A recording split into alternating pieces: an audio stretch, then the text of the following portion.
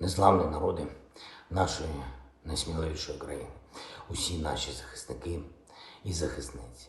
Сьогодні хочу розпочати це звернення зі слів вдячності усім, хто працює в екстреній медичній допомозі. Сьогодні їхнє професійне свято. Це люди дійсно незламні, дійсно сміливі, дійсно віддані добрій справі. Навіть порахувати неможливо, скільки життів врятовано працівниками екстренки, якими б не були умови, якими б не був час. Вони завжди виконують свою роботу.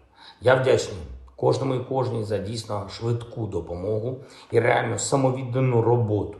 Вдячний за роботу у час пандемії. Вдячний, що зараз, у час повномасштабної війни, люди мають доступ до швидкої і у районах бойових дій.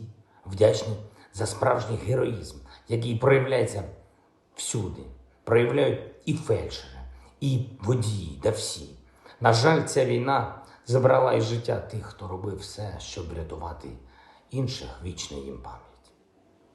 Сьогодні представники нашої держави, прем'єр-міністр, міністр охорони здоров'я вручили нагороди працівникам екстреної медичної допомоги. І це той мінімум, який держава може зробити, щоб відзначити те, що вони роблять. Але обов'язково буде і максимум. До цієї війни, до 24 лютого, ми робили все, щоб підняти забезпечення екстренки, її працівників на достойний рівень. І ми обов'язково продовжимо цю політику, коли дійдемо до миру для нашої країни. Провів сьогодні нараду з Кабінетом міністрів, заслухав доповіді широкого кола питань, очікую від урядовців більшої активності, зокрема і щодо подолання дефіциту пального, який утворився через російські удари по нафтопереробному заводу в Кременчузі і по нафтобазам в різних регіонах держави.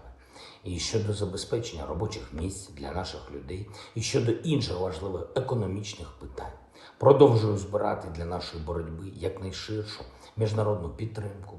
Сьогодні звертався до політичної і експертної спільноти Індонезії. Говорили про загрози, які Росія створила для кожної країни у світі зараз. Чого варта одна лише продовольча криза, коли через російську блокаду наших портів на ринку, очевидно, не вистачає продовольства. А отже, провокується зростання цін. А отже, провокується політичний хаос в тих країнах, які найбільше залежать від нашого експорту. Вдячний індонезійцям за розуміння аргументів нашої країни і підтримку в протистоянні таким кризам, які провокує Росія. Поспілкувався сьогодні зі студентами Стенфордського університету. Це один із провідних світових вишів. Було приємно побачити українських студентів, студенток, які там навчаються. Було приємно також і почути, наскільки щиро і повно американська студентська спільнота усвідомлює, що ми в Україні боремося за нашу спільну свободу, одну на всіх у світі. Запросив студентів Стенфорду по завершенню навчання приєднатися до реалізації проєкту відбудови України, бо це дійсно буде найбільший проєкт по захисту свободи для їхнього покоління. Говорив сьогодні з прем'єр-міністром Італії Маріо Драгі і про те, як не допустити подальшого розгортання продовольчої кризи, і про постачання пального в Україну. Ця тема є обов'язковою у всіх моїх контактах з європейськими партнерами, і про оборонну підтримку для нашої держави. Звичайно, детально обговорили ситуацію на полі бою, складну ситуацію на Донбасі. Як це і передбачалося, дуже важка ситуація. Окупанти намагаються хоча б на 100 днів війни досягнути тих цілей, які сподівалися реалізувати вже за перші дні після 24-го. Тому вони зосередили на Донбасі максимум артилерії, максимум резервів, там і ракетні удари, і авіація, все. Захищаємо нашу землю так, як це дозволяє наявний на сьогодні оборонний ресурс. Робимо все для того, щоб посилити його, і ми посилимо. Якщо окупанти думають, що Лиман і Сєвєродонецьк будуть їхніми, то вони помиляються.